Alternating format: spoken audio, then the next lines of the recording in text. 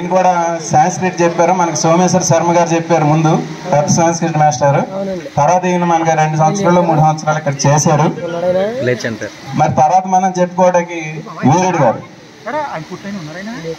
ఎవరైనా గొప్పదనం దేని గురించి చెప్తాం?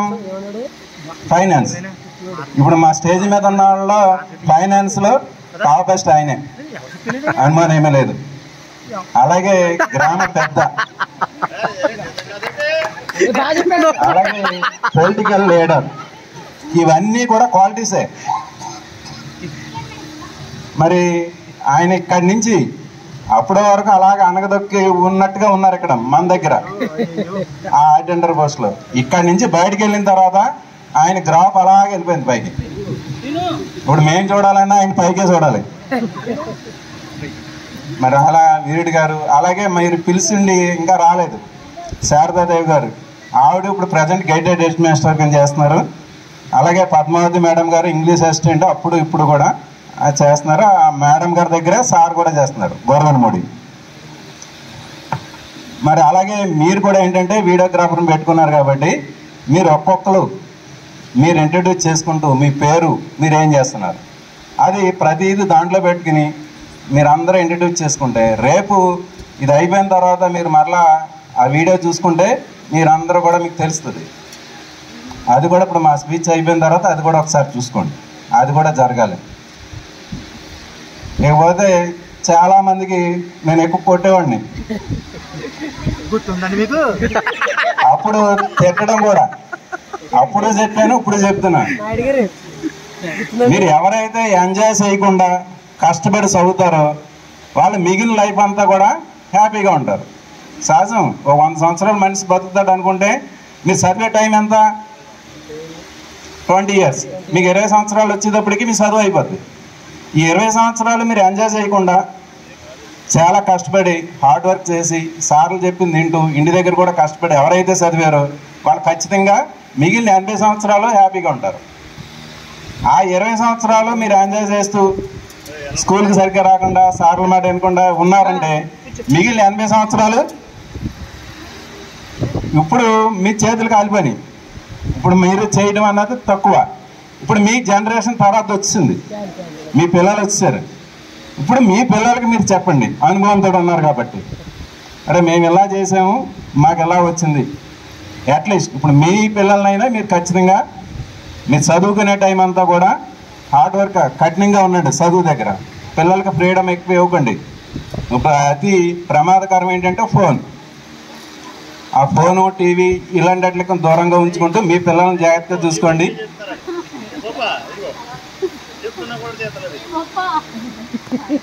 మరి మేము మాట్లాడడం కన్నా మీ అందరి ఇంట్రడ్యూషన్ కూడా నాకు కావాలి. మీ అందరూ కూడా ఫోన్లో అదే కెమెరాలో చెప్పేటప్పుడు అందరిని గమనిస్తాం. మీరు అది చెబుతూ మీ ఫ్రెండ్స్కి ఏదైనా చేయగలిగే స్థాయిలో ఉన్నవాళ్ళు ఎవరైనా ఉంటే ఖచ్చితంగా అది కూడా మీరు మాటల్లో కూడా కొంత హామీ కింద ఇవ్వండి. నేను ఇప్పుడు ఉన్న మీ ఇంట్రడక్షన్లో రాజేష్, అడప రాజేష్, తను సొంతంగా కంపెనీ పెట్టాలంటే నాకు ఎలా హ్యాపీ ఫీల్ అయ్యింది. 15 మంది ఎంప్లాయీస్ తోటి ఒక కంపెనీ 1 year స్టార్ట్ అయింది అంటున్నాడు ఆయన. తను అలా ఉండాలి. ఎందుకంటే చదువు పరంగా అయితే స్టాప్ అయింది మీకు, కానీ ఎర్నింగ్ అన్నది 80 సంవత్సరాల్లో కూడా మనం ఎర్నింగ్ చేయొచ్చు. సంపాదనకి వయసుతో సంబంధం లేదు. ఉదాహరణ ఏంటంటే మన వీరుడు గారు రిటైర్ అయిన తర్వాత ఆయన గ్రాఫ్ ఎలా ఉందో చూశారు కదా. ఏంటంటే మన ఆలోచన ఎంతసేపు దేని మీద ఉంటే అదే మనం డెవలప్ అవుతాం. కాబట్టి చదువు పరంగా ఎలా ఉన్నా ఈ ఫైనాన్స్ పరంగా కూడా ఎవరైతే వీక్ ఉన్నారో వాళ్ళు జాగ్రత్తగా ప్లాన్ చేసుకోండి. మిగిలిన లైఫ్ని జాగ్రత్తగా ప్లాన్ చేసుకుంటూ మీకు ఇప్పుడు ఈ గెట్ టుగెదర్లో మీ ఫ్రెండ్స్ ఎవరినైనా మీకు హెల్ప్ఫుల్ అవుతారేమో చూసుకోండి. అలాగే మీకు ఇప్పుడు కూడా ఏదైనా డెసిషన్ తీసుకోవాలనుకుంటే, ఎందుకంటే ఇప్పటికే మీకు మేము గైడెన్స్ ఇవ్వగలిగే స్థాయిలోనే ఉన్నాం. మీకు అలాంటిది ఏదైనా మీకు ఈ నిర్ణయం తీసుకునేటప్పుడు సార్ ఎలాగుంది, నేను ఈ నిర్ణయం తీసుకోవచ్చా లేదా అని అడిగితే ఇప్పటికే వెల్కమ్, నేను చెప్తాను. నాకు ఫోన్ చేసి మీకు ఏదైనా డెసిషన్ తీసుకునే పొజిషన్ ఉంటే అక్కడ కూడా మీకు సలహా ఏదైనా కావాలంటే ఖచ్చితంగా చెప్తాం. మరి మీ అందరూ కూడా మరి బాగా స్థిరపడాలని, మరలా 10 years అయిన తర్వాత మరలా మీరు గెట్ టుగెదర్ పెట్టండి. అప్పటికి ఇప్పటికి చాలా తేడా కనపడాలి. అప్పుడు మీ సెటిల్ అయిన పిల్లలతో రావాలి. Thank you very much. Thank you so much sir. Compliments speech మాకు అందరికి ఇచ్చినందుకు, శుభాశీస్సులు మాకు అందజేసినందుకు చాలా చాలా thanks sir. Next Muralikrishna sir.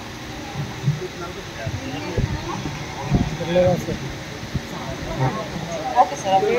Hello, సార్కి క్లాప్స్ కొట్టండి.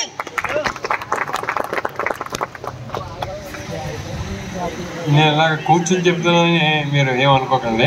Okay sir. నేనేంటంటే పెద్దగా ఈ స్కూల్ విషయాలు అవన్నీ కూడా మనకి మీరంతా చెప్పేశారు. అది ముఖ్యంగా నేను చెప్పేది ఏంటంటే మీకు ఉపయోగపడే 2 మాటలు మామూలుగా చెప్తాను. మన స్టేజీని అలంకరించినటువంటి ప్రధానోపాధ్యాయులు అయినటువంటి నాకు చిరకాల మిత్రులైనటువంటి సత్యనారాయణ గారు, ఉదయ భాస్కర్ గారు, నెక్స్ట్ మన సాంస్క్రిట్ మాస్టర్ సత్యనారాయణ గారు, మన వీరుడు గారు, వీళ్ళందరికీ నేను నా ప్రణతులు, నా నమస్కారాలు చెప్తూ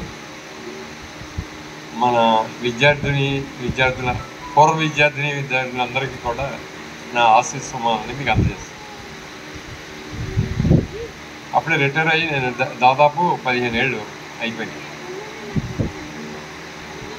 మీకు ఇక్కడ నేను ఏంటంటే చెప్పగలిగిన ఈ 15 ఏళ్ళలో ఏంటంటే ఏ కృషి లేదు నాకు. ఆధ్యాత్మికంగా మారాను. అది ఎంతవరకు అది నాకు తెలియట్లేదు. కానీ మరి దాంట్లో రకమైన స్వీట్నెస్ నేను గమనించాను. అది మీకు ఏదో కొంచెం అందజేద్దామనే ఉద్దేశంలో అది చెప్తాను అనుకుంటున్నాను. అది మీకు కొంచెం ఇబ్బందిగా ఉన్నా కొంచెం ఫాలో అవ్వండి. ఎందుకంటే మనకు మంచి మాట కావాలి. ఎందుకన్నా విషయాలు ఏం చెప్తాం, ఇంకా అంటే నేను మంచి మాటగానే చెప్తాను అనమాట.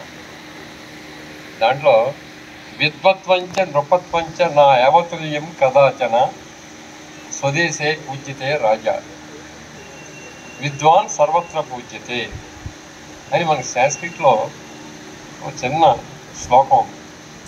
దాంట్లో ఏమంటాడంటే రాచరికం అనేది, ఈ విద్య అనేది ఎప్పటికీ కూడా సమానం కాదు. స్వదేశే పూజ్యతే రాజా, స్వదేశంలో మాత్రమే రాజు పూజింపబడతాడు. విద్వాన్ సర్వత్ర పూజ్యతే, చదువుకున్నవాడు అన్ని చోట్ల పూజింపబడతాడు.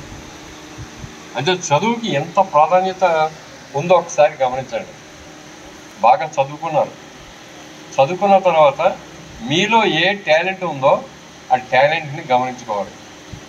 తర్వాత ఆ టాలెంట్ గమనించుకుంటున్న తర్వాత ఒక లక్ష్యాన్ని ఏర్పాటు చేసుకోవాలి. ఆ లక్ష్యాన్ని చేరడానికి మీ దగ్గర ఆ నైపుణ్యాలు ఏ నైపుణ్యాలు ఉన్నాయి, ఆ నైపుణ్యాలు ఎలా అభివృద్ధి పరుచుకోవాలని అనేది మనం చేసుకున్నామంటే ఆటోమేటిక్గా మీరు సమాజంలో రాణింపబడతారు, గుర్తింపబడతారు. అదే జీవిత రహస్యం, పరమ రహస్యం ఏంటంటే ఎవరో గొప్పవాళ్ళు ఏం కాదు, పుట్టుకతోటే ఎవరో గొప్పవాళ్ళు కాదు. ప్రతి వాళ్ళు కూడా తనలో ఏ రకమైన నైపుణ్యం ఉన్నదో అనేది తెలుసుకోవడం, దాన్ని అభివృద్ధి పరచుకోవడం, సమాజంలో గుర్తింపబడతారు. చేత మీరేం చేస్తారంటే మీరు మీ టాలెంట్ని బాగా డెవలప్ చేసుకోండి. డెవలప్ చేసుకుని ఇక ఫ్యూచర్ జనరేషన్ అంతా మీరే, ఈ ప్రపంచం అంతా మీదే. మారుతున్నదంతా కూడా టెక్నాలజికల్గాను, ఇప్పుడు మోడర్న్గాను ఎన్నో రంగాల్లో అభివృద్ధి చెందేసి దేశం ఏంటి, ప్రపంచం వెళ్ళిపోతుంది. దాంట్లో మీరు ఇప్పుడు మంచి యువకులై దాంట్లో మీరు పాత్ర వహిస్తున్నారు. అంచేత అది గమనించుకుని మీరు అభివృద్ధి పడటానికి ఏదైతే దోహదం చేస్తుందో దాన్ని డెవలప్ చేసుకోవాలని నేను ఆకాంక్షిస్తున్నాను. ఇంకా ఇంతకన్నా నేను చెప్పేది మరి ఏమీ లేదు. మీ అందరికీ కూడా నిజంగా ఇలాంటి ఆత్మీయ సమ్మేళనాన్ని మీరు ఏర్పాటు చేసి మమ్మల్ని మళ్ళీ అందరినీ కూడా మనకు కలిసేట్టుగా ఏర్పాటు చేయడం అనేది చాలా ఆనందంగా ఉంది. మీతో ఈ ఆనందాన్ని ఇలా పంచుకునేటువంటి ఆ భాగ్యాన్ని మీరు ఇచ్చినందుకు నా హృదయపూర్వక ఆశీస్సులను మీ అందరికీ అందజేస్తున్నాను. ధన్యవాదాలు సార్. నెక్స్ట్ చిన్న సంస్కృతి సార్ అంటాం మన సత్యనారాయణ సార్ అమూల్యమైన విషయాలు చెప్పాల్సిందిగా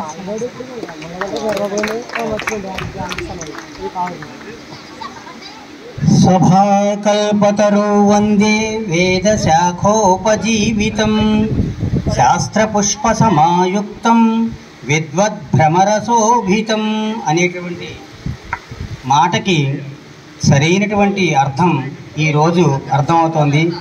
స్టేజ్ మీద కూర్చున్నటువంటి ప్రతి ఒక్కరూ కూడా ఈ సభను ఉద్దేశించి మాట్లాడేటువంటి పరిస్థితిలో ప్రతి ఒక్కరూ కూడా అమృత తుల్యులు. వీళ్ళందరూ కూడా వీళ్ళందరితోటి నేను కలిసి పనిచేశాను. ఎంత మంచివాళ్ళంటే ప్రతి ఒక్కరు కూడా. నేను సత్యనారాయణ గారి దగ్గర ఇక్కడ నేను ఒక 3 ఏళ్ళు ఆయన ఎఫ్ఏసీగా చేశాను. నేను వచ్చింది నేను 3 సంవత్సరాలే ఇక్కడ పనిచేశాను. 2002లో ఇక్కడికి వచ్చాను, 2003లో వచ్చాను, 2006లో ప్రమోషన్ వచ్చి వెళ్ళిపోయాను, కాళీపట్నం వెళ్ళిపోయాను. ఆ రావడానికి కారణం భీమవరంలో నేను పుట్టాను. పుట్టినటువంటి భీమవరంలో నేను పుట్టాను కాబట్టి నేను ఇక్కడ ఉద్యోగం చేసుకుంటున్నాను. నాకు గౌరవం మర్యాద ఉద్యోగంలోనే వచ్చింది కాబట్టి భీమవరంలో ఎలాగైనా పనిచేయాలి, నా చుట్టాలందరిలోనూ కూడా వీడు పర్వాలేదు అనిపించుకోవాలనేటువంటి ఒక కారణమైనటువంటి జిజ్ఞాస, పుట్టినూరికి రావాలన్న కోరిక. అది రావడానికి కొన్ని బ్రేకులు పడ్డాయి. ఆ బ్రేకులు పడినప్పుడు ఇక్కడ రావడానికి నాకు అవకాశం కలగలేదు. ఆ అవకాశం కలగనప్పుడు నన్ను ఇక్కడ సంస్కృతి మాస్టర్ ఒక ఆయనే ఉండేవారు, సోమేశ్వర శర్మ గారు అని చెప్పి ఉండేవారు. మరి అటువంటి చాలా మంచి నేను స్పాట్లో 7th క్లాస్లో కలిసేవారు. ఆయన ఎప్పుడు నాతో అనేవారు, తాడేరు హై స్కూల్లో నేను ఒక్కడనే చేస్తున్నానండి, అందరికీ నేనే చెప్పాలి, గ్రేడ్ 2 ఎవరూ రావట్లేదండి, గ్రేడ్ 2 పోస్ట్ అలా ఉండిపోతుంది, ఎవరో ఒకరు రావాలన్నప్పుడు నేను ప్రయత్నించాను, నిజంగా ఇక్కడ కోరుకున్నాను. కానీ కోరుకునేటప్పుడు ఒక చిన్న షరతు పెట్టాను. ఆ షరతు ఏంటంటే నేను రావాలి అంటే నా 10th క్లాస్ స్పాట్కి పంపించాలి. నేను గ్రేడ్ 2 పండింది కాబట్టి నా 10th క్లాస్కి ఎలిజిబిలిటీ ఉండదు, 10th క్లాస్ చెప్పడానికి ఎలిజిబిలిటీ ఉండదు, కానీ స్పాట్కి పంపరు. నా ఆర్థిక పరిస్థితిని బట్టి నేను 10th క్లాస్కి అక్కడ వెళ్ళి పేపర్లు చూద్దాను, నా కోరిక, డబ్బులు వస్తాయి, నా కోరిక తీరుతుంది. మరి దాన్ని పంపరు కదా, మీరు వెళ్ళిపోతూ ఉంటే నేను ఇక్కడ కూర్చుని నేను 6th నుంచి 10th వరకు నేను చెప్పుకుంటూ కూర్చోవాలి, నాకేంటి లాభం, పక్కన గొరగన 3 ఉంది అక్కడ వెళ్ళిపోతానన్న. ఆయన ఏమన్నారంటే సత్యనారాయణ గారి దగ్గరికి వెళ్ళాడు. మరి ఆయన జ్ఞాపకం ఉందో తెలియదు కానీ ముక్కు సత్యనారాయణ గారి దగ్గరికి వెళ్ళాడు. వెళ్ళి ఆయన రానంటున్నాడండి బాబు, మళ్ళీ నేను ఒక్కడే చెప్పుకోవాలి, ఎవరు బోరేంటలు అంటే కోరుకోరు, బోరేంటి అంటే కొంచెం బాగా ఎక్కువ ఉంటుందని కోరుకోరు. అప్పుడు ఆయన చెప్పేవాడికి ఆయన మాట ఇచ్చారంటే ఏమైనా ఇచ్చారంటే నిజంగా చెప్పాలంటే అప్పుడు ఆయన హెడ్ మాస్టర్ కాదు, ఆయనకి నా ఉద్దేశం ఫస్ట్ అసిస్టెంట్ ఆయన నిరీక్షణ రావు గారు హెడ్ మాస్టర్. నిరీక్షణ రావు గారు కూడా చెప్పలేదు, ఎందుకంటే సమర్థులకే చెబుతారు ఎవరన్నా సరే. ఆయన సమర్థుడు, ఏ పనైనా భుజం మీద వేసుకునేటువంటి ఒక ఆంజనేయ స్వామితో సమానం. ఆయన్ని కనుక మనం కనుక మేషారి ఇది మీరు చెయ్యగలరు అంటే చెయ్యను అని మాట రాదు. ఆయన అడగకపోతే మాత్రం చేయదు. ఆయన వెళ్ళి ఒక్కసారి మేషారు మీరు చేయగలరు అంటే చాలు చేసేస్తారు ఏదైనా సరే. ఆంజనేయ స్వామి పొగిడితేనే ఆంజనేయ స్వామి ఆయన యొక్క ఆకారం చూపిస్తాడు. ఆయన కూడా అదే మనస్తత్వం. అడిగితే మాత్రం కాదండి, అడిగితే కాదనరు. మిగతా వాళ్ళు ఎవరు నాకు తెలియదు, ఈయన కూడా తెలియదు సరిగ్గా.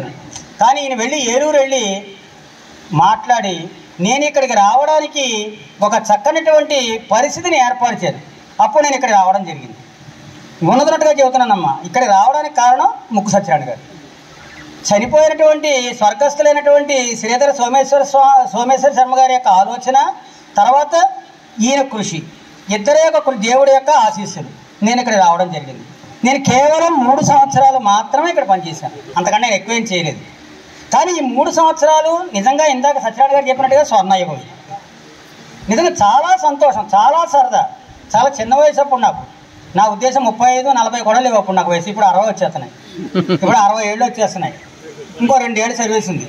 మరి చిన్న వయసు 35-40 దగ్గర ఆ వ్యవహారంలో ఆ వయసులో ఇక్కడికి వచ్చాను. సంపాదించాలనేటువంటి కోరిక. శర్మ గారు పాపం ఆయన పూజలు పునస్కారాలు ఆయన అప్పచెబుతూ ఉంటారు. మీరు అది కూడా అప్పచెబుతానంటేనే వస్తాను. నన్ను ఎన్ని షరతులు పెట్టానో చూడండి. తప్పకుండా ఆయన దానికి కూడా నాకు సహకరించారు. అబద్ధం ఆడకూడదు. ఈయన రప్పించడానికి కారణం ఆయన.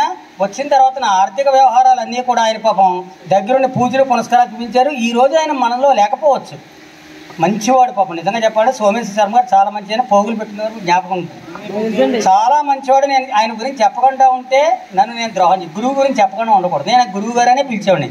ఏనాడు సోమేశ్వర శర్మ గారు అని పిలవలేదు, గురువు గారు అని పిలిచాడు. నేను వచ్చిన తర్వాత ఆయన చాలా హ్యాపీ ఫీల్ అయ్యాడు. మాస్టర్ మీరు చక్కగా విరగబడి పిల్లలతో వెళ్ళిపోయి మధ్యలో గడిపోయి సంస్కృత శ్లోకాలు చెప్పేస్తుంటే చాలా సరదాగా ఉందండి. డ్యాన్సులు చేసేస్తున్నట్టు క్లాసులు అంటే డ్యాన్సులు కదండి, పిల్లలు ఉత్సాహం రావాలండి, సరదా అండి. మీరు పెద్దవారు కాబట్టి మీరు అలా ఉండరు, నేను ఇలా ఉండాలి, మీరు పెద్ద రకంగా ఉండాలి, నేను ఇలాగే ఉండాలి, చిన్న రకంగా ఉండాలని అలాగే గడిపేవాడిని. తర్వాత నెక్స్ట్ దగ్గరికి వచ్చేటప్పటికి ఈయన కూడా ఎప్పుడు కూడా చక్కగా ప్రశాంతంగా నాతో గౌరవంగా ఉన్నారు. ఈ రోజు వరకు కూడా చాలా గౌరవం. ఎక్కడున్నా సరే పిలిచి మాట్లాడతాడు ఈయన.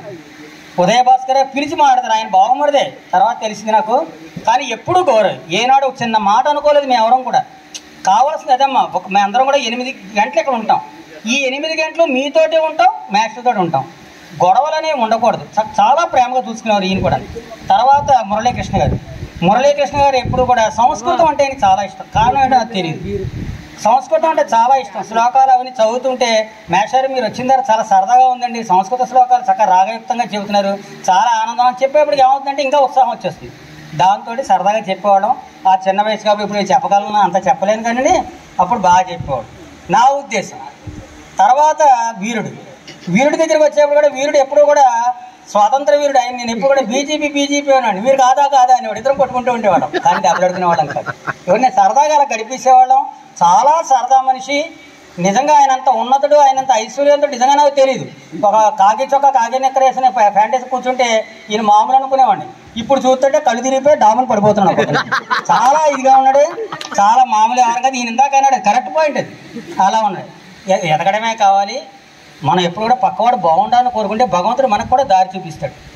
చాలా సరదా జీవితం గడిపాము. నిరీక్షణరావు గారు వచ్చారు. నిరీక్షణరావు గారు ఒక హెడ్ మాస్టర్, 1 నెల 2 నెలల్లో ఉన్నారు. తర్వాత మాస్టరే ఎఫ్ఏసీ అయ్యారు. చాలా సరదాగా గడిపేవాళ్ళం. మాస్టర్తో కూడా ఎప్పుడు కూడా ఏ గొడవ లేదు. మా అమ్మగారు ఒకసారి ఉన్నదంటే చెబుతున్నానమ్మా, మా అమ్మగారు చనిపోయారు. 2003 నుంచి 2006 మధ్యలో నేను ఇక్కడి నుంచి వెళ్ళే మధ్యలో మా అమ్మగారు చనిపోయారు. మా అమ్మగారు చనిపోతే నిజంగా జేబులో డబ్బులు లేవు మన దగ్గర. అబద్ధం ఆడకుండా చెబుతున్నాను, నిజంగా డబ్బులు లేవు నా దగ్గర. అప్పటికప్పుడు వెళ్ళాలంటే అప్పట్లో జీతాలని తమ్మ మాకు 2000 3000 వచ్చే జీతాలు. అప్పట్లో జీతాలు అందులో నేను గ్రేట్ ఇవ్వండి 3000 4000 కన్నా ఎక్కువ వచ్చేది కాదు. అప్పటికప్పుడు డబ్బులు ఎక్కడి నుంచి వస్తాయి? డబ్బులు లేవు. నిజంగా చెబుతున్నాను, ప్రతి మాస్టరు కూడా డబ్బులు వేసుకుని, సత్యనారాయణ గారు నిజంగా పెద్ద, ఇప్పుడు ఎవరైతే ఎఫ్ఏసీ ఉన్నారో ఆయన చెబితే కానీ ఎవరు చేయరమ్మా. ఇప్పుడు కూడా ఒకళ్ళు చెబితే కానీ ఇంకోళ్ళు చేయరు. ఎందుకంటే నేను కొత్త కదా, నమ్మకం ఉన్న ప్రతి ఒక్కళ్ళు డబ్బులు వేసి అప్పటికప్పుడు నాకు డబ్బులు ఇచ్చారు. అది ఇప్పుడు చెప్పవలసిన అవసరం ఉందా? నేను చాలా గొప్పడని చెప్పుకోవచ్చు, కానీ తప్పు. ఆయన పాపం అందరూ కూడా కలిసి నన్ను దగ్గర పంచి, మాస్టర్ ఏం బాధపడండి, మళ్ళీ కావాలంటే పంపిస్తారు, వాళ్ళకి జ్ఞాపకం ఉందో లేదు, మళ్ళీ కావాల్సి కూడా పంపిస్తామని చెప్పి అంత గౌరవంగా నన్ను ఇక్కడి నుంచి పంపించారు. అప్పుడు అప్పుడప్పుడు వెళ్ళడం జరిగింది. అంటే ఏంటంటే ఎందుకు చెబుతున్నానంటే, అలా కలిసిపోయేటువంటి ఒక కుటుంబంలో ఉండేవాళ్ళం, అందరం కుటుంబంగా బతికేవాళ్ళం. వీరుడు కూడా చాలా మంచివాడు, చాలా సరదాగా ఉండేవాడు, అందరితో గౌరవంగా ఉండేవాడు. కాబట్టి మీరు పిలిచిన వెంటనే ఈరోజు పొద్దునే పిలిచారు. పిలిచిన మీద చంద్రరావు ఎవరన్నా గుర్తులే సరిగ్గాను, పేరు తెలియదు నాకు.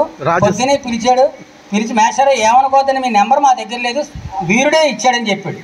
వీరుడిని అడిగామండి, వీరుడు ఇచ్చాడండి నెంబరు, వీరుడు గారు ఇచ్చారండి అని చెప్పాడు. చాలా ఆనందపడ్డాను. మీరు పిలిచిన వెంటనే నేను ఎక్కడికో వెళ్ళాలి, అసలు నిజంగా ఎక్కడికో అనుకున్నా, సెలవులు కదా ఎక్కడికో వెళ్ళాలి. కానీ ఒక్కసారి మీ అందరినీ చూడాలనిపించింది.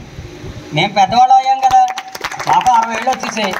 ఒకసారి మేము మాకు అనకూడదు, ఈయన ఎంగ ఉన్నాడు ఇక్కడ, మాకు అనకూడదు.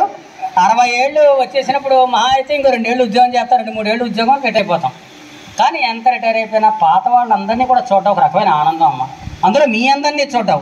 మంచి మనసు ఉన్న వాళ్ళు ఎవరంటే పిల్లలే నా ఉద్దేశం, స్టూడెంట్సే. స్టూడెంట్స్ని ఎప్పుడూ కూడా ఉపాధ్యాయుని ఎవరు కూడా ఏ స్టూడెంట్ కూడా మర్చిపోడు ఎప్పుడు కూడా. నిజంగా చెబుతా, అది మాత్రం కరెక్ట్. మా కోట్లాది ఆస్తి ఎవరంటే మీరేనమ్మా, మీరే మా కోట్లాది ఆస్తి. మా పిల్లలని మేము ఎంత ప్రేమగా చూసుకుంటాం, మిమ్మల్ని అంతే ప్రేమగా చూసుకుంటాం. ఎందుకోసం అంటే 10th క్లాస్ రిజల్ట్ వస్తుంది అంటే మేము మా పిల్లల రిజల్ట్ని మా పక్క వాళ్ళు ఏమన్నా చూడమంటాం. మేమేం చేస్తామంటే ప్రతి మాస్టర్కి ఫోన్ చేసేస్తూనే ఉంటాం, కానీ అందరూ పాస్ అయ్యలేదు 31 సంవత్సరం అయ్యింది ఇప్పుడు సర్వీస్లోకి వచ్చి. అంటే ఏంటి, పిల్లాడు ఎవడు ఫెయిల్ అయినా సమాజానికి చెడ్డ పేరు. ఇప్పుడు కంగారు పడి ఏం చెడ్డ చేసుకుంటాడని భయం. పిల్లల మనస్తత్వాలు అటువంటి కదా, భయం. పాస్ అయ్యలేదా. ఒకసారి మా ఇంట్లో కూడా అడిగారు, పిల్లాడి గురించి అడగారండి అంటే, పిల్లాడు ఎలా అయినా పాస్ అవుతాడు, సంగతి నాకు తెలుసాడు, కాన్వెంట్లో చదువుతాడు, ఎలాగ పాస్ అయిపోతాడు, వాడు ఎలా అయినా పాస్ అయిపోతాడు, పర్వాలేదు. కానీ పిల్లలు ఎవరు ఫెయిల్ అయినప్పటికీ గ్రామంలోంచి మాకు సహకారం రాదు. గ్రామంలో సహకారం రావాలంటే అందరూ పాస్ అవ్వాలమ్మా. అందరూ పాస్ అయితే స్కూల్ని పట్టించుకుంటారు. అలాగే మాస్టర్లు కూడా మంచివాళ్ళు. నిజంగా ఇక్కడ ఉన్న నేను పనిచేసిన 3 ఏళ్ళు నన్ను బాగా చూసుకున్నారు. అలాగే మీరందరూ కూడా నన్ను ప్రేమగా చూసుకున్నారు. మీరందరూ కూడా చాలా మంచివాళ్ళు. నిజంగా ఎక్కడ కనపడినా సరే ఆ చంద్రరావు కూడా ఎప్పుడు కనబడుతూనే ఉంటాడు. నాకు రామచంద్రరావు ఎప్పుడు కనబడుతూనే ఉంటాడు. ఇక వీడు కూడా మొన్న నేను వీడి గురించి చెప్పాలి. మొన్న ఇవన్నీ గుర్తుకొస్తున్నాయంటారు చూడ. అలాగే ఈ గట్టు కుదిరి అంటే అంతే. వాడు మన రోడ్డు మీద నేను నాది ఏదో పాడైపోయి నడిపించుకుంటే వెళ్తున్నాను. అసలు వాడికి ఏం అవసరం చెప్పను, నేను మర్చిపోయాను. నేను వాడి మొహం నేను నిజంగా మర్చిపోయాను. వాడు ఎప్పుడో ఎంత ఉండేవాడు, నా పక్క వచ్చి కూర్చున్నాడు, పక్కన కూర్చున్నాడు. అటువంటి వాడు నా వెళ్ళేటువంటి వాడు ఆగి నేను చీకట్లో చూడలేదండి. ఆగి దగ్గరుండి నా బండి నడిపించుకుంటూ వెళ్ళి నా బండి బాగు చేసి అన్నీ చేసి దగ్గరుండి ఎవరినో పిలిపించి అన్నీ చేసి వాడే చేస్తాడట. కానీ వాడి దగ్గర లేక ఇంకోళ్ళని పిలిచి అన్నీ చేసి చెంది అన్నీ చేసి మేస్టర్ పెడుతున్నారు కదా, అంతా బాగుంది కదా, అంతా ఇది కదా అప్పుడు పంపించాడు. అంటే మర్చిపోమ్మా ఎప్పుడు కూడా. పిల్లల మనస్తత్వం అటువంటిది. మేము కూడా మీతో అలాగే ఉంటాం. మేము అలాగే ఉంటాం. మీరందరూ అభివృద్ధిలోకి వచ్చారంటే మేము ఆనందపడతాం. గెట్ టుగెదర్ పెట్టారంటే ఇది పండగే కదా. ఇంత పండగకి మీరు ఏర్పాటు చేసుకున్నారు అంటే మీరందరూ కూడా మంచి మనసు ఉన్నవాళ్ళు. మేస్టర్ని చూడాలనేటువంటి కోరిక మీలో రంగరించింది. అది మేము ఆనందపడతాం. మీ అందరికీ కోరిక అది, మేస్టర్ అందరినీ చూడాలి. తర్వాత మీరందరూ ఒకసారి కలుసుకోవాలి. మీ కోరికలు చిన్నప్పుడు చూసుంటారు కదా, ఒకసారి మళ్ళీ ఒక్కొక్కసారి చూసుకుందాం అనే కోరికలు ఉంటాయి, సహజం ఇవన్నీ. ఆ కోరిక కొద్దీ ఎక్కడెక్కడ ఉన్న వాళ్ళు మన ఎలక్షన్కి వచ్చి ఉంటారు కొంతమంది. అలా మొత్తం అందరూ కూడా కలుసుకుని ఒక్కసారి అందరూ కూర్చొని మాట్లాడుకుంటే మీకు అదొక సంతృప్తి. చిన్నప్పుడు మేము మాట్లాడుకొని ఇవ్వం కదా, కర్రచ్చి కూర్చుంటాం కదా, అందుకు మేము కర్ర పట్టుకోం కాబట్టి మేము ఆడుకుంటారు, మాకు తెలిసిన విషయం. కాబట్టి అటువంటి సరదా మనుషులతోటి అటువంటి పరిస్థితులతోటి మీ అందరూ మమ్మల్ని పిలిచినందుకు మనస్ఫూర్తిగా ఆనందపడుతున్నాం. మా అందరి ఆశీస్సులు మీకు ఎప్పుడూ కూడా ఉంటాయి. సత్యనారాయణ గారు, తర్వాత ఉదయ భాస్కర్ గారు, తర్వాత మన మురళీకృష్ణ గారు, తర్వాత మన స్వాతంత్ర వీరుడు, వీళ్ళందరినీ కూడా మళ్ళీ ఒకసారి చూసినందుకు నిజంగా ఆనందపడుతూ మీ అందరినీ కూడా కన్నులారా సంతోషంగా చూస్తున్నాను. చాలా ఆనందంగా. మీరు అందరూ బాగుండాలమ్మా, అందరూ సుఖంగా ఉండాలి. నేను బ్రాహ్మణగా మీ అందరినీ కూడా మనస్ఫూర్తిగా ఆశీర్వదిస్తున్నాను. ఓం శతమానం భవతి సదాయ పురుష శతేంద్రియ ఆయుష్యేంద్రియే ప్రతిష్టతి. వంశాభివృద్ధిరస్తు, గోత్రాభివృద్ధిరస్తు, సర్వదా దిగ్విజయమస్తు, శుభం భవతు.